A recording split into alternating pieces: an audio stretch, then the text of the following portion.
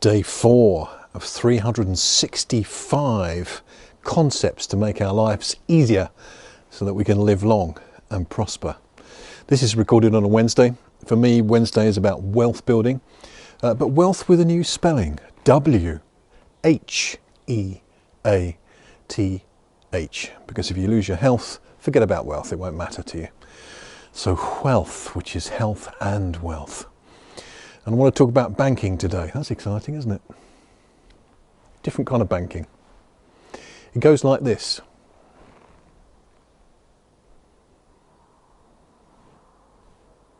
Oh, there you are.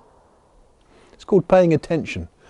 And attention is the currency of the soul, paying attention to people.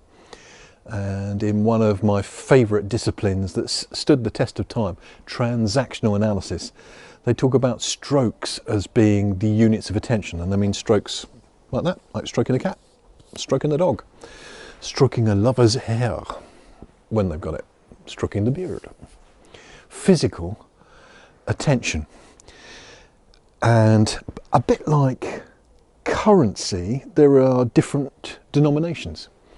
So there are negative strokes. You know, when one of your mates goes, you're a beep, beep, beep, beep, beep, beep, beep, beep, beep, that negative attention is still attention. It's far better for your soul than being ignored or dissed. The worst thing we can do to kids is to go to your room until you can control yourself. Give them no attention whatsoever. That's called a neutral stroke, and it does tremendous damage. In some phenomenal research back in the 20th century, they discovered that prisoners in solitary confinement tended to survive their ordeal better if they were beaten regularly by the guards. I am not recommending to the British penal system that we beat our prisoners, far from it. Nevertheless, the fact that the prisoners got attention from the guards enabled them to stay resilient, robust, whereas those who were put in solitary confinement often went crazy. So those are horrible strokes, the negative strokes and the neutral strokes. You don't want to be dealing with those. We're going to talk about a positive bank balance in your emotional bank balance, which is positive strokes, positive units of attention. Hello. I love what you've got on today. Wow, how good to see you. I love you. These are units of positive attention that have enormous values as currency in your emotional bank account with other people. My favourite experiment of all time is called the library experiment, British Library. And British libraries many, many decades ago, we used to have something called a brown charging system where non-fiction books had a little card holder in the back in which was the classification card, the title, etc. And you had a library card holder, an envelope, and when you borrowed a non-fiction book, they took it from the back of the book and they popped it into your library file for the days of digitalization. And in this experiment, they did some research into what people thought about the library. So they said to people visiting the library, you know, what do you think about service in the library? And they said, service in the library, just go there to get my books, it's not a restaurant. So they said, well, what do you think of the library? And they'd go, well, actually it's quite hard to find the books you want, and if you have to order them, that's a pain, and the lighting's not particularly good. It's a bit of a sort of whinge fest. Then they took the library staff and they trained them in some very, very simple units of attention.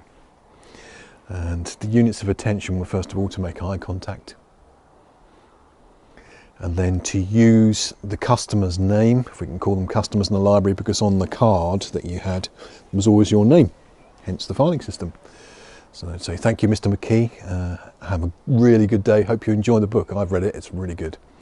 So there was that human interaction, but the weird bit is they trained them very carefully in how to just catch the customer's hand when they handed the book back over. So there was physical contact, there was eye contact, there was emotional and intellectual contact, all units of attention, all the currency of the soul.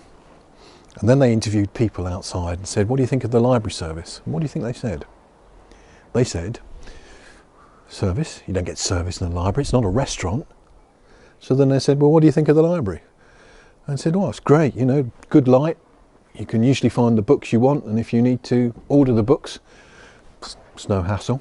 Nothing physically had changed, but emotionally and psychologically there was a huge upping of the investment of the currency of attention. So if you want to be truly wealthy, you need to start investing the currency of attention, it's cold out here, in the people that you love and the people you don't love. It's called respect. Everybody deserves your respect. You don't have to earn respect, just give respect. It's an investment in their future, it's an investment in your future, it's an investment in your relationship. So on this Wealthy Wednesday, when this is recorded, doesn't matter when you watch it, if it's a Wednesday or not, but this Wealthy Wednesday, start becoming a serious investor in the currency of attention. Don't be like those people who are so poor they can't even pay attention. That's today's broadcast. Live long and prosper. And remember, love is the best currency of attention ever. Love will always find the answer.